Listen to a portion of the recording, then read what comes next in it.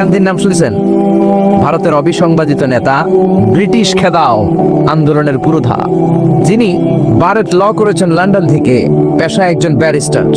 তিনি ভাবলেন সবসময় মুসলমানদের একজন নবীর কথা শুনি আমার হিন্দুস্থানে, সবাই বলে মোহাম্মদ মোহাম্মদ, কে মোহাম্মদ, দেখি তো তার একটা জীবনী গ্রন্থ পড়ি। তো 2 খণ্ডের একটা জীবনী গ্রন্থের প্রথম খণ্ড উনি পেলেন।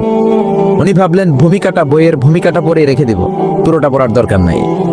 কিন্তু ভূমিকা পড়ার পরে পুরো জীবনী পড়ার আগ্রহ, কৌতূহল, কিউরিয়াসিটি তার অন্তরে ঢুকিয়ে দিল কে? পড়তে শুরু করলো বিশ্বনবীর শৈশবকাল, কৈশোরকাল, যৌবনকাল, তার বিবাহ, তার সমাজনীতি, তার রাষ্ট্রনীতি, তার আন্তর্জাতিক নীতি, তার মাক্কির জীবন, তার মাদানী জীবন। পড়তে পড়তে প্রথম খণ্ড শেষ।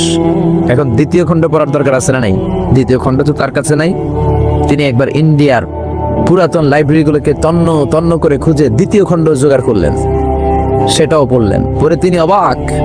তিনি কমেন্ট করলেন, I have scanned lot of biographies in my life, but the biography of last messenger Muhammad was an unique, unparalleled and fantastic biography I've ever read. চিল্লায় বলেন আল্লাহু আকবার।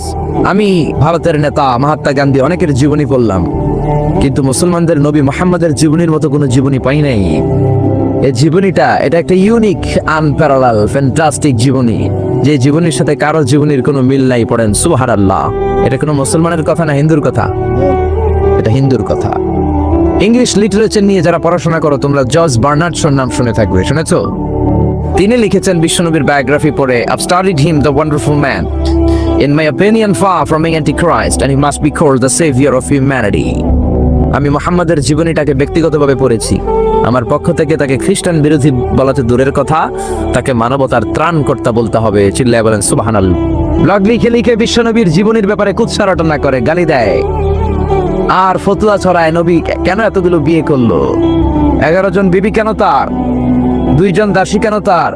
এগুলো তাদের চোখে পড়ে, কিন্তু 25 বছরের একজন তাগড়া যুবক 40 বছরের একজন প্রৌঢ় নারীকে যে বিয়ে করেছে সেটা তাদের চোখে পড়ে না।